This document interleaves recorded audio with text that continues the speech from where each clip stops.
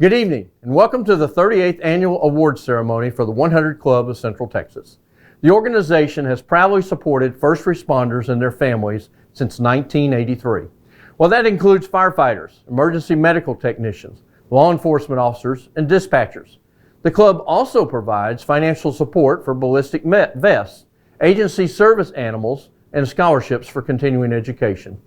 Last year, the club provided more than $95,000 to first responders and their families in situations where a first responder had been killed or critically injured.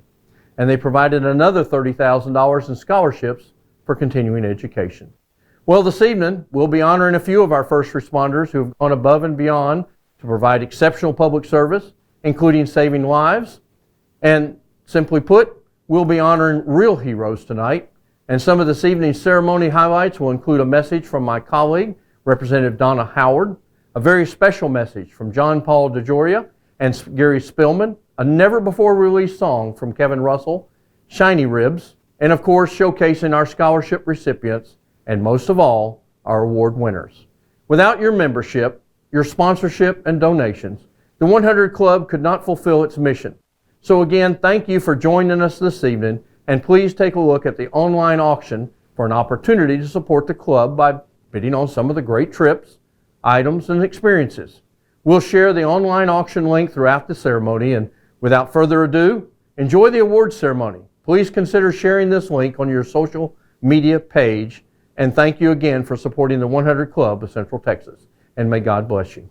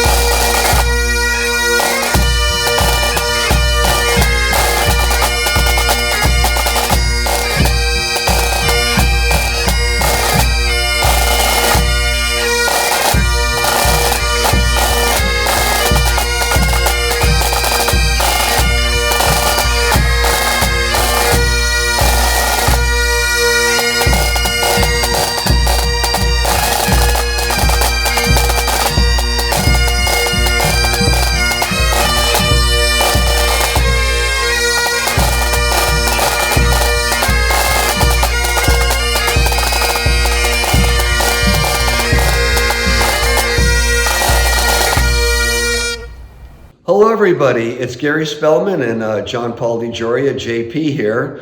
On behalf of our Peace, Love, and Happiness Ride and Foundation and all of our contributions to Club 100, we want to tell you how really we appreciate having this opportunity to chat with you.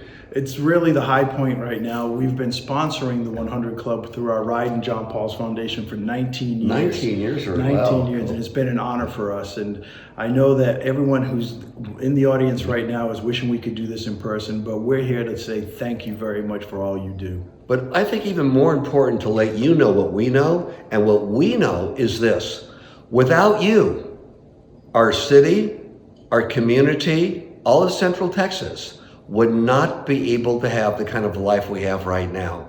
All the first responders are there to take care of us. You are our backbone. You are our security. Whether you're a dispatcher, whether you're a paramedic, whether you're driving an ambulance, whether you're a fireman, whether you're a fire support system, whether you're law enforcement, a variety of you keep us stable. Without you, we would not have a stable society. Without you, there'd be so many injuries that nobody ever attended to. You guys care. You're some of the most caring and wonderful people on the planet. And that's why with great pride, we're able to put together our Peace, Love, and Happiness ride, and at the same time be able to make very large donations to what you're doing. And I understand that just in 2020, somewhere around $100,000 was put out there to help some of the various families that needed that assistance. And we feel that everyone should do something to take care of first responders. And if they're not, by gosh, we're going to step in, give a helping hand. You are that important, and we let people know about it.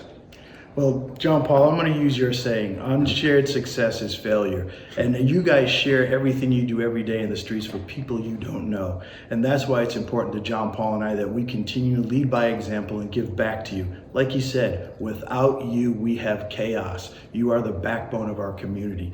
And coming up right after us, you got Kevin Russell, aka Shiny Ribs, who's going to play a great song for you. Oh, that's for sure. And there's an auction coming up. Please participate in that auction. It's a good auction. And by the way, if there are any business people there or people that have an extra $10,000, I'm going to throw one more thing into the auction. I normally do this for a minimum of $25,000, maybe $50,000. But in this particular case, I'll do it for at least 10. So it's got to start at 10. If no one gets it, no problem. But if somebody wants it, you could have it. And for $10,000 minimum, and that's where the bidding's got to start. And if not, we're going to pass on it. But for that, I will take 2 people. And you have with me a luncheon that'll last about an hour and a half or so, and you have my full attention. You could ask me anything you want, advice, information. You could even pitch me on anything you want to pitch me and try and sell me if you wanted to. You have my undivided attention, and my chef will cook for you right here in Austin, Texas. 2 of you can attend that lunch, and you've got my undivided attention. And to let you know why it's at least $10,000, because that is what would be right for the club. And that's what would be right for you if you want to do something for Club 100. And I will give you that time.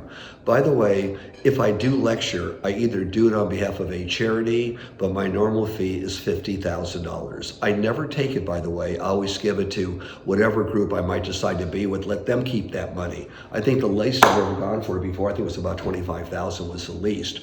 But we'll lower it to $10,000. I don't get a dime of it. I even pay my chef's food that he's going to feed you. He's the best chef in the country. It's Sir Judd. He's amazing. So if you're a business person, have some extra money. I know for most people that's a lot, but if you have a good business going extra money and I can be of any benefit to you, that's up for the shot. So anyways, with all due respect, let's bring out that fabulous band. Kevin Russell, aka Shiny Ribs. And he's cool. Go get him, Kevin. Peace, love, and happiness. You bet.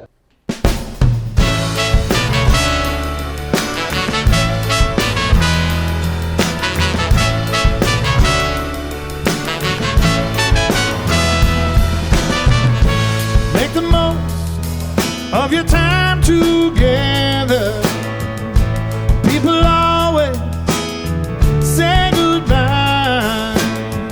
One never knows, it could be the last time. So take it slow, like the sunrise. It'll be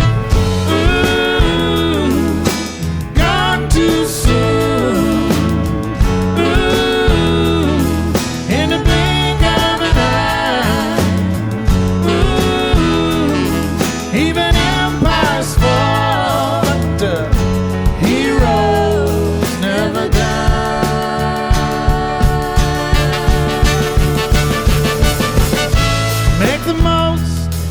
Of your time together, because old friends you'll never know.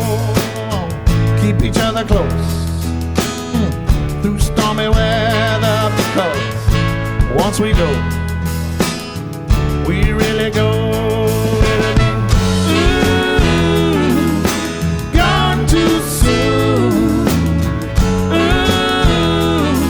In the blink of an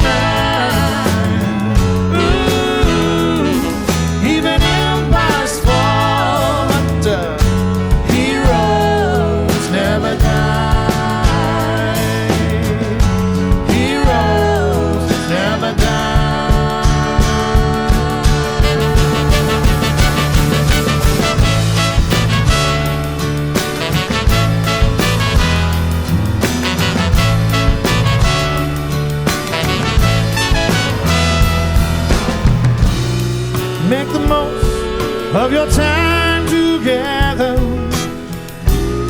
Say the things you really want to say.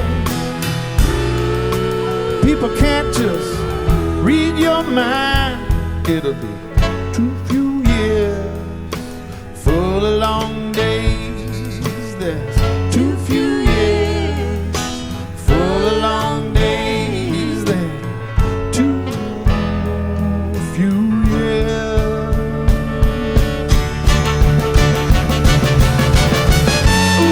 Ooh, gone too soon. Ooh, in the blink of an eye.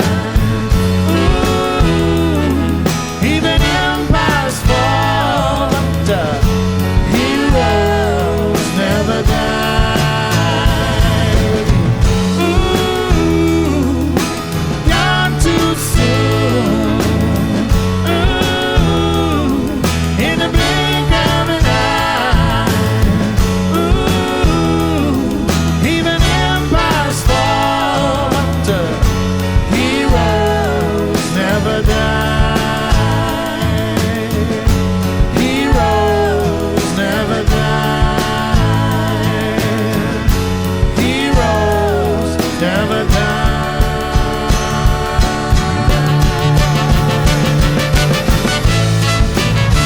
Heroes never die. Heroes never die.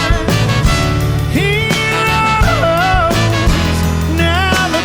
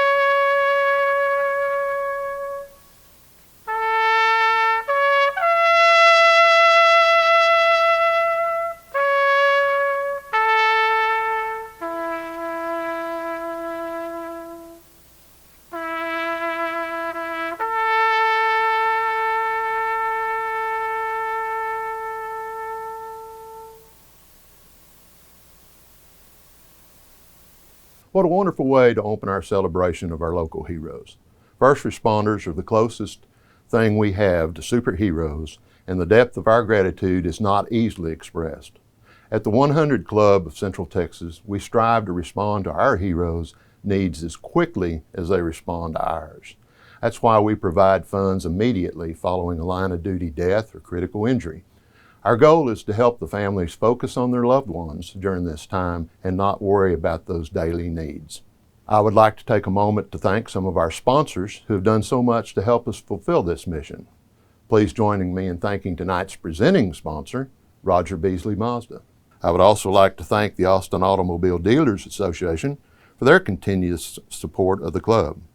It's this support that makes these events possible. You can join our sponsors in supporting our mission tonight by participating in the online auctions. We have some very exciting items, including a private hunting trip to the famous Powderhorn Ranch, a couple of pairs of handmade ostrich boots from J.R. Watson, a private tour of Twisted X Brewery followed by a barbecue dinner from Metcalf's, and of course, you've already heard about the private lunch with John Paul DeJoria. Go online today and place your bids. Proceeds will be used to support our local first responders and their families. Now I'd like to tell you about another organization that does a great deal to support our mission. McDonald's Restaurants has hosted the Good Friday fundraiser for 13 years now, an event that brings our first responders together with their communities over good food and good service. During that time, they have raised more than $165,000 for our club. Thank you, McDonald's owners and operators. Thank you for your support.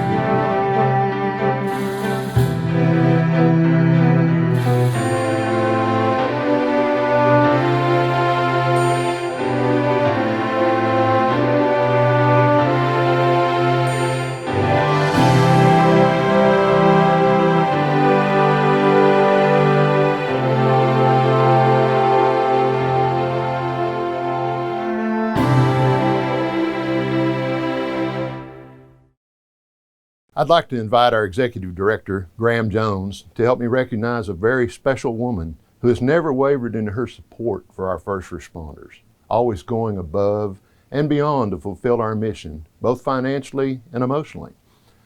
Carolyn Schiltis has been involved with the 100 Club nearly since its inception. During that time, she has generously given about $80,000 to support first responders in Central Texas.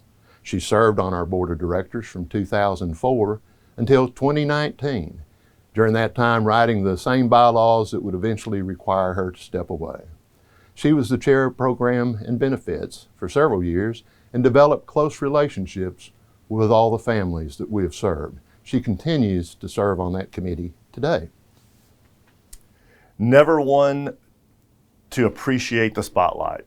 We did not tell Carolyn about this award in advance because we knew she would not accept it. But Carolyn, this organization would not be possible without you and without your support for the first responder community.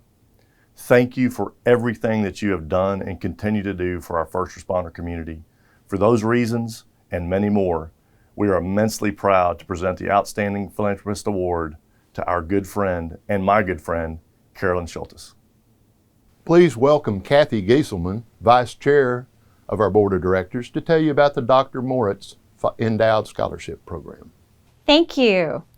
As Chair of the Programs and Benefits Committee, it is my honor to present $15,000 in scholarships to the 6 first responders who are continuing their education while serving their community. When Dr. James Moritz first endowed this scholarship program, it was his wish that the 100 Club be able to assist our local heroes in their career and educational goals. His legacy lives on today in the Dr. James Moritz Endowed Scholarship Program. Ray Quianes is an Austin police officer and is participating in Texas State University's Criminal Justice Executive Program. His goal is to use his education to improve data collection policies for departments across the country. Oliver Kipp is a clinical specialist with Austin Travis County EMS and is pursuing his Associates of Science degree at Austin Community College. He is currently a member of the Phi Theta Kappa Honor Society and intends to transfer to a 4-year university to pursue his Bachelor's of Science in Biology to become a physician's assistant. Belinda Pedrosa has an extensive career in public safety with the Texas Department of Criminal Justice and the Department of Public Safety. She is currently serving as a crime analyst with DPS while studying for her doctorate of criminal justice in Homeland Security. She intends to continue serving her fellow Texans through anti-gang programs. Congratulations, Belinda. Joshua Vesey serves the City of Austin as a senior police officer while studying at the American Military University for his bachelor's degree in international relations and global security. He hopes to use his education to connect with police departments across the globe to share knowledge and experiences. Xavier Wells is an officer with the Austin Police Department and is currently studying for his PhD in criminal justice. He hopes to use his education to improve police training for our city and our country. Please join me in congratulating these local heroes and wishing them well in their educational journeys. Good evening, and again, welcome to the 38th Annual Award Ceremony for the 100 Club of Central Texas. I'm honored to be here this evening alongside my colleague, Representative Hugh Shine, and very much appreciate the message from John Paul DeJoria and Gary Spellman. And thank you to Kevin Russell and his band Shiny Ribs for that fantastic song and message, reminding us that heroes never die. And he's right, they don't. This brings us to why we are all here this evening, although virtually, to honor a few of our heroes in Central Texas. In a few moments, you will hear from firefighters, emergency medical technicians, law enforcement officers, and communications operators who have exemplified professionalism in providing outstanding public service to all our residents. They've risked their own lives, maintained stability, and remained calm under the most adverse, dangerous, and stressful conditions imaginable. But more than that, they've also shown empathy, compassion, and support during very difficult situations, and that's what makes them so special. 2020 was extremely hard for us all. but especially for our first responders and frontline workers. I'd like to take a moment to thank all of our dedicated frontline workers, including nurses, doctors, teachers, grocery store workers, and more, who worked so hard in 2020 and who are continuing to make a real difference in 2021. Thank you. Please join me in honoring this year's 100 Club of Central Texas Award recipients.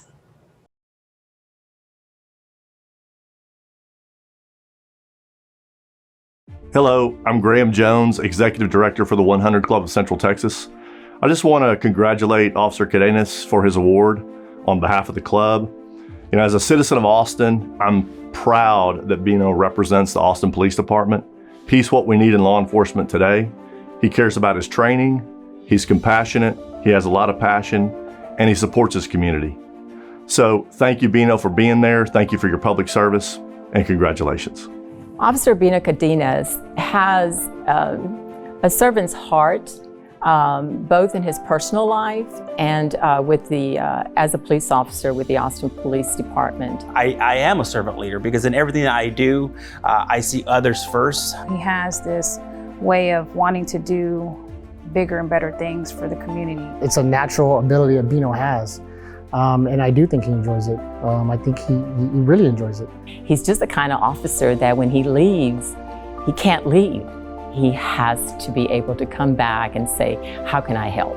To be a servant, you know, you have to care, you have to want to do for others rather than yourself. And that's where it comes from, his heart.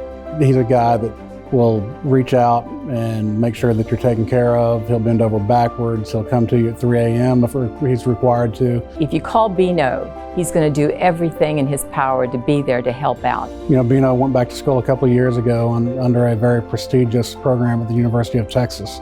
And he spent 2 years working on a master's degree. I had to juggle, one, being a parent of 2 little kids, a 4 and a 2-year-old, being a husband, and then I had to do 40 hours a week of being a police officer for the city of Austin. At the same time, he was performing his duties as a patrol officer and performing his duties as the chairman for Austin Cops for Charities.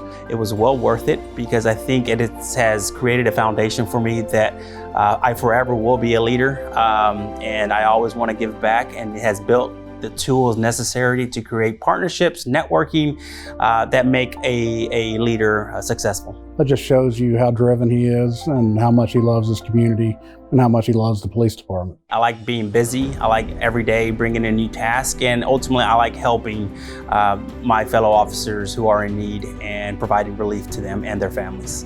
During the snowstorm and ice storm that we had this year, you know, he spent 20-hour days up here with me 5 straight days in a row. He found a way to find a couple of people that would be willing to come in here at this hall and cook. You got to understand that there's officers who haven't had power in 6 days or more, haven't had water. Some dispatchers post on Facebook that it had not been for the breakfast taco that was delivered through Bino's efforts from here, that was the only food they had all day. You know, there is no officer in this police department that does as much as Bino does every day. A person like Bino comes around very rare. He just truly is an amazing guy and an unselfish person. He's definitely a natural born leader. He still feels like it's not enough, so he doesn't give himself enough credit. And I just want to let him know that he is a good person, a good man, a good officer, and I am so proud of him. Every day I see doors opening up for me, and I think that just goes to my hard work and the partnerships and investing in people that I've done within this organization. I see Officer Cadenas contributing so much more to the Austin Police Department. He's very deserving of this award. Congratulations, Bino, you deserve it. Pat yourself on the back, and I see that you are here to get more in life rather than just award, because just an award is not going to show everything that you do in life. Congratulations. Bino, we're proud of you. You've done such a stellar job, not only working for me as the Austin Cops for Charities chairman. You truly are making a difference. I'm extremely humbled. I was extremely surprised that I was put in for it, so I'm thankful for my Sergeant Jefferson, to nominate me, one, and then second for the 100 Club to make me the recipient of this award. And I'm proud to showcase Austin Cause for Charities and the Austin Police Department.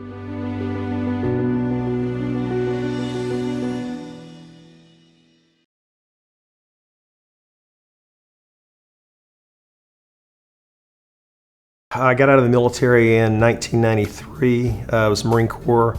I got out and I knew that I wanted to have a career in law enforcement. My mother was living in Victoria, Texas at the time, and I called the police department and they informed me that I was a couple days late on the application, that I wouldn't be able to apply for police officer. However, they were starting a reserve program and they would like me to be there, to come and apply to be their first reserve officer. And they had me take a test and run the obstacle course. When I got back to my mother's apartment, they called me and said that they were glad that they had received my application in time to apply for police officer, and I was the first police officer hired that year under the new chief of police.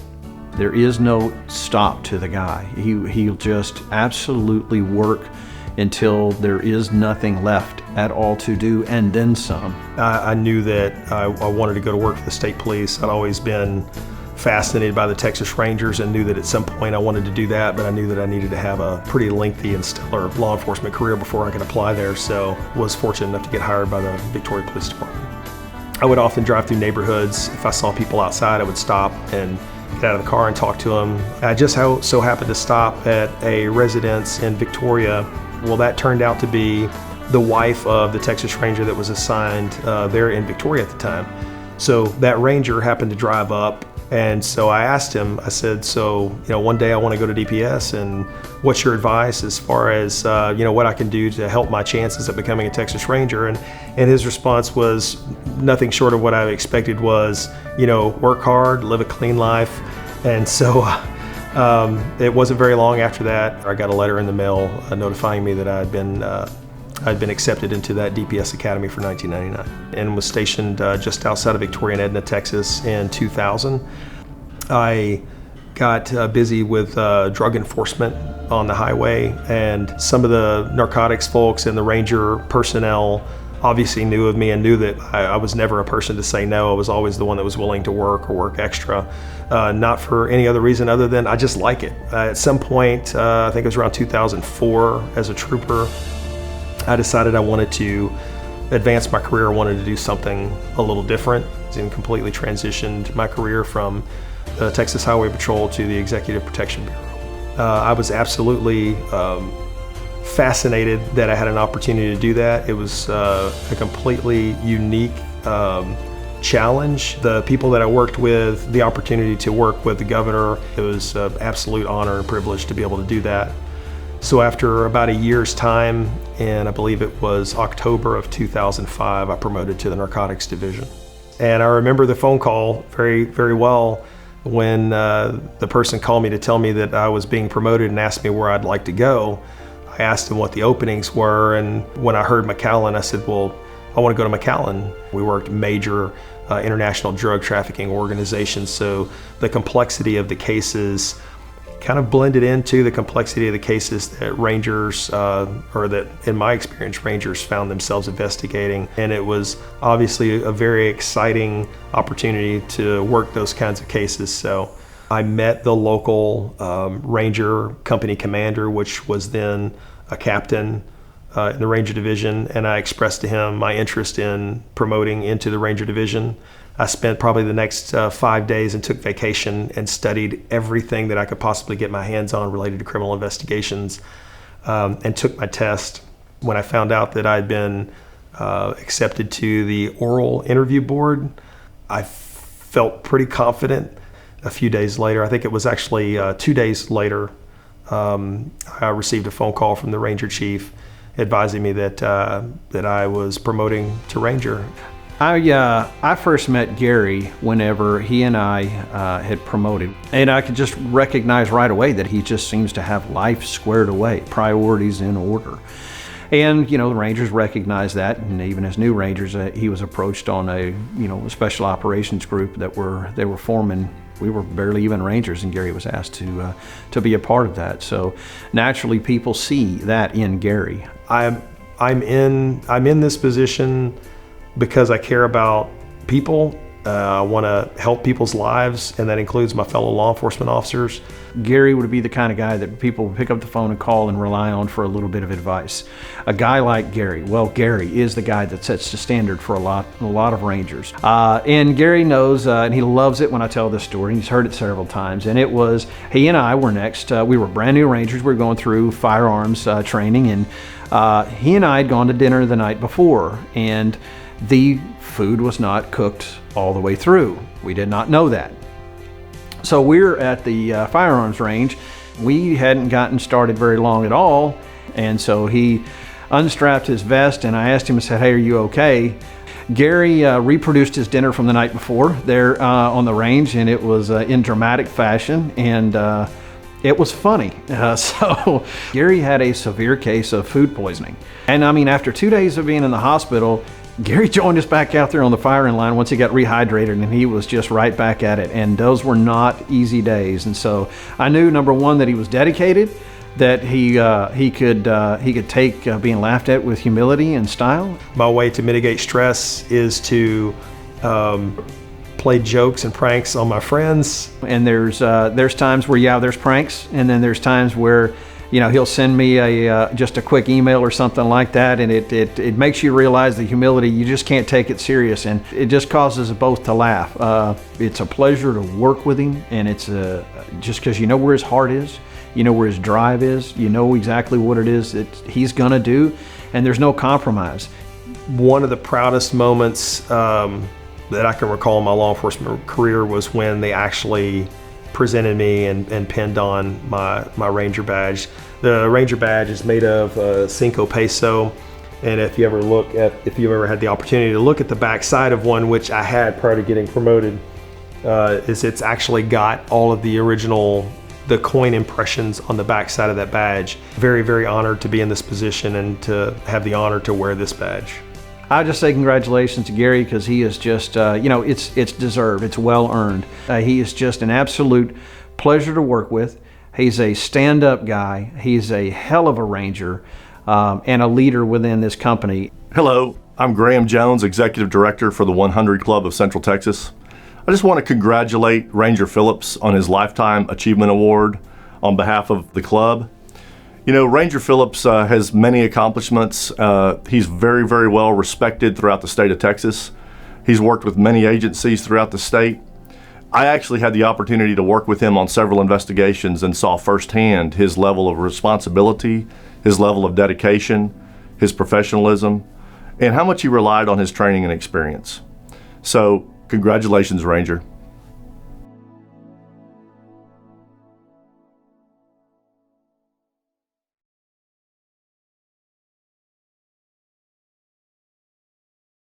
Sarah is truly the face of our organization. Sarah's the first person that you're gonna meet anytime you come into our station. I've been with Lockhart EMS 19 years. Started in 2001 as a billing specialist. Sarah is the type of person that will always greet you with a smile and a friendly, voice. Her attitude every day, I can tell you, is a welcoming, a compassionate, and passionate.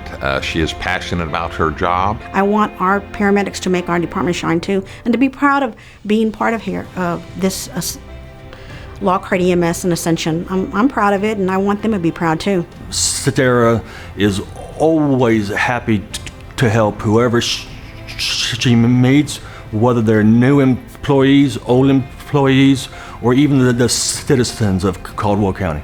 She holds and maintains a very high standard, and she expects us to keep up with that standard. So it's absolutely a huge benefit to have her with just those talents, natural talents. 2020 with COVID, the pandemic, from start day, Ascension Seton was on top of it. As the COVID pandemic kind of extended on, we started finding out that certain items like hand sanitizers, bleach wipes, face masks, all these were in high demand. Now, all the PPE equipment we needed was not available, so we had to search other avenues. You network and find out where you can get the equipment we need to keep our staff safe. We couldn't find something, and I'd just say, we can't get masks or these certain gowns. And she would find them from all sorts of vendors. We were very well resourced here with a lot of her efforts, so she made that through. There's nothing that one of us in particular did to gather this. It was a team effort. Sarah is the most consistent, most passionate, attention-detailed person, keeps me on track, and has really just pitched in with the service with her care. Sarah truly deserves her recognition for all that she does. You're a great pride to our service. You're invaluable to everybody that works here, and I can't think of any more deserving person that I've worked with in 40 years than you.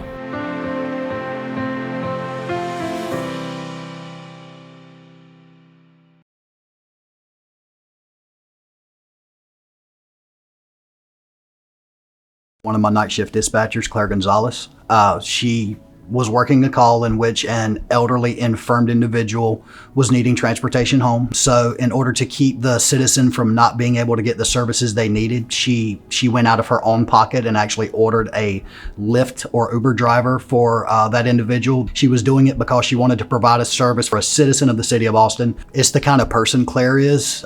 She took it upon herself and felt that this person needed a service that was not being provided, and she had it within her being and within her resources to provide that, and that's what made that special. There was no hesitation on her part. When the citizen had realized that they didn't have a means of getting home because of the limitations of both the officers and the cab drivers, she literally instantly just took it upon herself to try to seek a way to get this individual home. And it's an indicator of what we like to utilize as servant leadership. And I think that's what it is. I think it genuinely came down to a servant's heart of contribution to the city. Claire does demonstrate that on a daily basis. Tells me that it's not just an indicator of what you've achieved, but the type of person you are. I thank you for your service, and I'm very proud of you.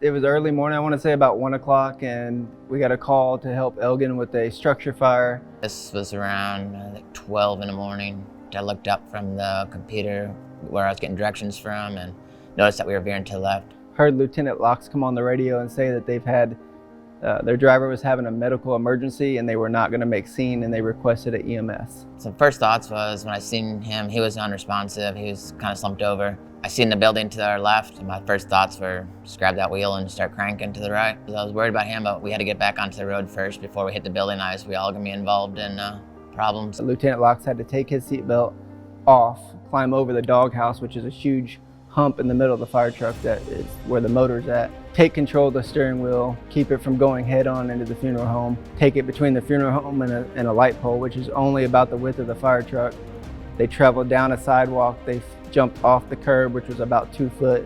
Once we took control of the wheel, we swerved back onto the road, so we went probably 20, 30 more feet before I grabbed the parking brake. We came to a dead stop there, and I made radio traffic, letting them know we weren't gonna make a scene and that we needed an ambulance.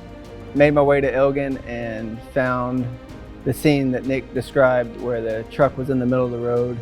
My partner, he in the back seat, he got out and pulled our driver out and started medical. So I checked on Lieutenant Locks and firefighter Kevin to make sure that they were okay. I don't think a lot of people in that state of mind and that specific incident, when you're heading head on to the building and you realize that your driver's unconscious, he only had seconds to make a decision. And that just shows Nick's true leadership and skills under pressure. This situation probably never crossed my mind that we'd be in an accident. There's times that going down through traffic that you think, oh, we could get in a wreck, but nothing that I'd be swerving out of trying to miss a building to save our engine. Nick would never want an award. He's probably not the happiest person in the world that we're filming this video right now, because he gets that acclamation. And Nick really was a hero that night. He went above and beyond, and his actions single-handedly saved the lives of all 3 firefighters. I would just tell Nick, thank you for an outstanding job. Thank you for saving the lives of everybody, including yourself. And to be able to have that foresight, to be able to make that split-second decision in a matter of seconds to determine how he was going to fix that situation.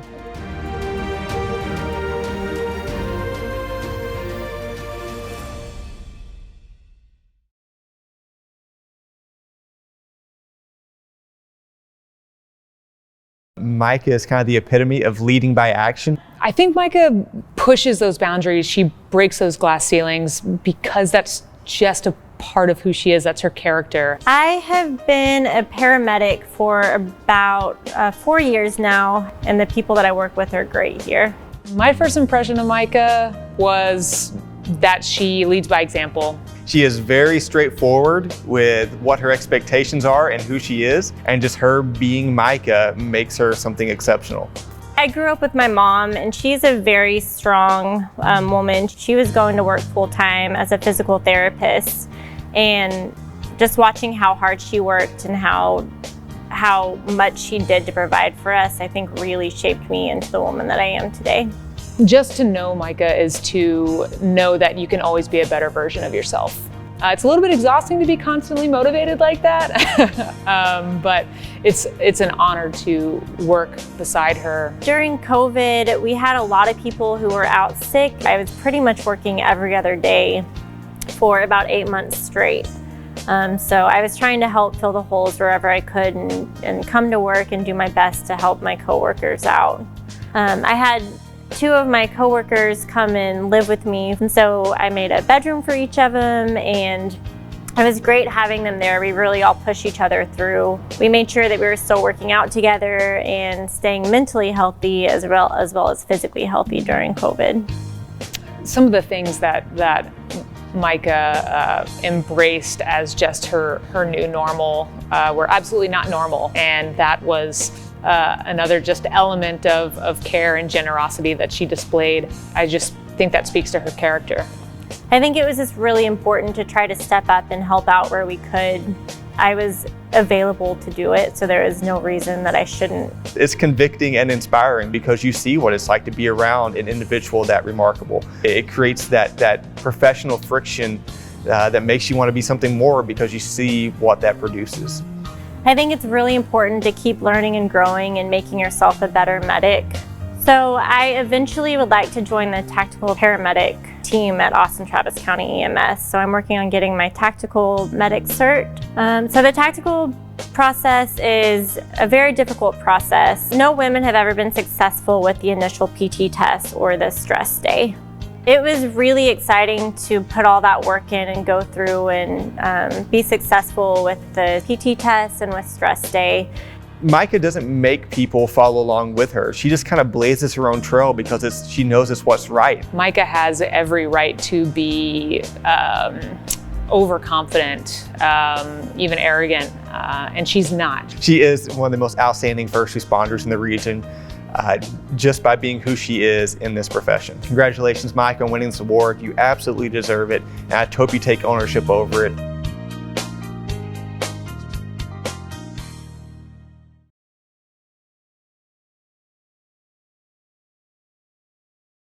Was at the PD and heard a call come out for a disturbance where somebody was trying to break into a house. So responded, noticing that there was 2 other officers, Officer Hester and Officer Keelis, that were already on scene.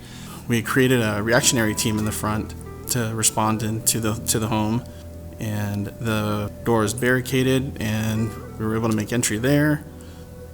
Cleared the house and heard the disturbance and went to the door, and shots were fired. We were in a bad position inside the residence, and I immediately took I want to say one of the first rounds into my left arm. And then I was hit second. I took a round to my vest, and then I tried to assist my other officers to get outside the residence safely when I was shot on the head, trying to help me get them out of the residence. So I had noticed that Officer Keelis was on the steps attempting to get back up to me, and I noticed that Officer Hester was in the stairwell as well, returning fire. The biggest thing was just wanting to make sure that we all made it out safely. I didn't understand how badly wounded I was. My main concern was just try to survive, fighting for my family, that I'm not going to give up at that moment for them, and that I still have a reason or purpose to live. I just absolutely refused to go out like that. So I maintained security on the doorway with my rifle. I was laying on my back, stood up, went down the stairs as quietly as I could as the other two officers who were initially on the stairs had made their way out of the home. Once we were about a block away, Officer Keyless applied the tourniquets to my arm. At that point, it really kind of sank in that, it was a pretty painful injury. I look over and I could see Officer Hester standing in the roadway with a visible head wound, blood kind of pouring out from the top of his head, covering his face and his body. I asked Officer Keyless if she was shot. She said that she was shot in the lung, she believed. We got into the back of a patrol unit from a neighboring agency, either Leander or Wilco. Jumped in the back of their unit, all three of us kind of piled on top of each other. They quickly took us a couple blocks away to the awaiting ambulances, where we got immediate treatment and taken over to the hospital for further evaluation. I was actually in the Home Depot parking lot when the call came out, and what she told me was that we had multiple officers who were down and injured. It's definitely life-altering when you get the information, especially if you know that some of your family members, your officers, are hurt or shot. And then you go into response mode and you have to get to the scene as quick as you can and start to figure out what's going on and figure out how to address the problem. Well, with the initial call out, it was one of the most serious calls I've ever encountered, with it being a hostage situation, and then also with having 3 officers shot. We had a lot of challenges that we had to prepare for in responding to a call like that. So I was the first negotiator on scene. And so I asked, I said, hey, can I be the negotiator for this? And Justin was like, you sure? I was like, yeah, I got it, 100%. And he was like, you positive? I said, yeah, no, I got it, I'm good. And he was like, all right, you're the negotiator. We had to set aside the emotions and set aside the concern and the anger and the worry and everything that comes along with that, because we knew we had a job to do, even though our job was brought about by one of our own, especially on the team, being shot. And then your focus becomes on saving the lives of the people who are being held hostage, and ultimately also we want to save our suspect's life as well. The biggest thing was trying to get him on the phone, was trying to establish communication and contact with him, and we were very lucky because his sister was there and she was very cooperative with us, and so we used her a lot to talk to him a few times when he wouldn't speak with us, and then ultimately it ended the way that we all wanted it to end. So it was successful. It's a good thing about our team is that everyone on our negotiation team was very chill, very calm. So it just, you feed off of others and they feed off of you. So it's a very big team environment. I think teamwork, especially when it comes to us, is being able to trust everyone. Pick up where we're leaving off, being able to bring information, being able to express the information, and being able to do it all together is pretty important with us. That's I think the one thing that kind of makes Central Texas Regional SWAT negotiators stand out. The SWAT team as a whole, but especially the negotiators, is our teamwork. That's just how we do things. We do things as a team. We may have differing opinions, but we always come to an agreement as the team. So teamwork is absolutely key in anything we do. Everybody has a role, and each time, every job is as important as the other in the grand scheme. Because of the team's reaction, the officer's response, one individual didn't make the success of that outcome what it was. It was a team effort. The best thing is our training, our experience, and then this department just in general is it's one of the best that I've ever seen, being able to be together and just having that perfect cohesion together. I couldn't be any more proud. And when you save lives, especially on something like that, I feel like the work they put in has paid off.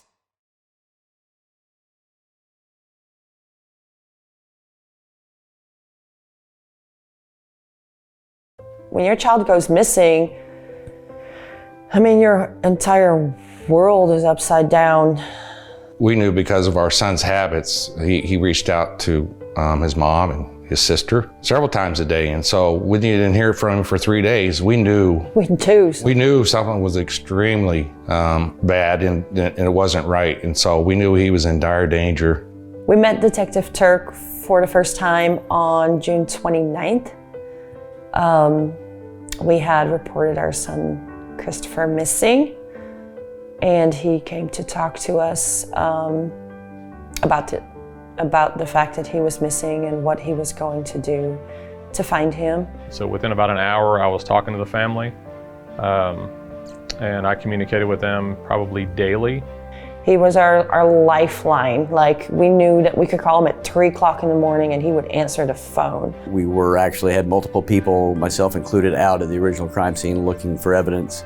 And within literal hours, he had managed to identify different crime scenes, identify different suspects, do a lot of interviews, and really made a lot of progress initially that often you don't get to see. We quickly learned that there had been some criminal activity that had led to his murder. He told us that the missing persons case had turned into a murder case. We knew that he had been killed, we knew roughly where he had been killed, and we knew who our suspects were in the case. That's where the hard part began. Through the cell phone triangulation and toll road pictures and stuff like that, they determined that that our son was in Manor somewhere. I don't know if you've ever seen the cornfields in Manor off of 290, but there's a lot of cornfields out there. It was just overwhelming to us. Jim went out there every day to look, and they came back totally cut up. We did 3 search operations, including fixed-wing aircraft, helicopters. Just a number of helicopters that were used doing the search. I mean, it was... Of course, it was 100 and some degrees out there, and I remember Detective Turk being out in the middle of the fields in a suit and tie, going through the weeds looking for my son. We did these search operations, couldn't find him, so we told the farmers in that area who were harvesting the corn that we believed there was a body out there, and as they were harvesting, we asked them to contact us if they found anything suspicious. So on the morning of July 31st, I got a phone call from Manor Police Department. One of the farmers had in fact found a body and that the clothing matched the description of Christopher. I had to make that difficult phone call to the family and explain to them that we had possibly found him. There were lots of details that were too hard for us to hear. Some of it was really tough to listen to, and he prefaced it by saying, I'm gonna tell you exactly how it happened, and when it's too much, you let me know. It was good to bring closure to the family by confirming to them that we had found Christopher, and then from that point, we were able to put together our criminal case. He had his T's crossed and his I's dotted, just as any great detective would. And when it was time to make the arrest, he made the arrest. To this day, if I would reach out to him and need to talk with him or text him, he responds. And so that means so much to us. It's so important to have somebody that truly understands what we're going through and also just be so supportive. He had a kind of an unrelenting passion to get it taken care of and to take care of this family. And so that's why he's getting the credit he's getting. If you were to go into my office right now, I have nothing on my walls. The only thing I have on my wall was from the family. It's a picture of Christopher from his memorial ceremony. And it's kind of my daily reminder to fight for victims. It's about making a difference in people's lives, and certainly Pat has made a huge difference in people's lives. I don't even know who nominated me. Okay, well, what if I told you that Christopher's family nominated you, and that's the reason we're here and we interviewed him the other day?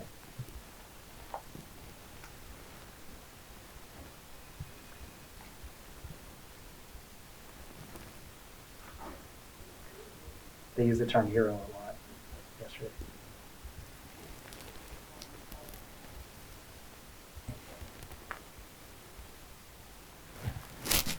Excuse me just a minute. So that means more to me than anything. Because when your peers and your bosses respect you and your work, that's one thing. But when the family of a victim feels that strongly about it, that kind of validates the amount of work that we put into this case, and it shows that the family cared enough to nominate me for this. On behalf of the Branham family, my entire family, again, I want to congratulate Detective Turk on this award. You deserved every accolade that you get. Unfortunately, our paths crossed. Unfortunately, our paths crossed, and it has to do with the tragedy of the murder of our son. But if we were going to have anybody that was going to be by our side, Detective Turk is the person that we would want, for sure.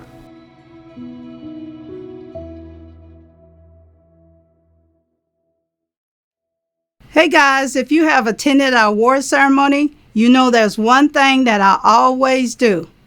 I always take a selfie of the crowd. So here we go. Get your mask off. Smile. All right.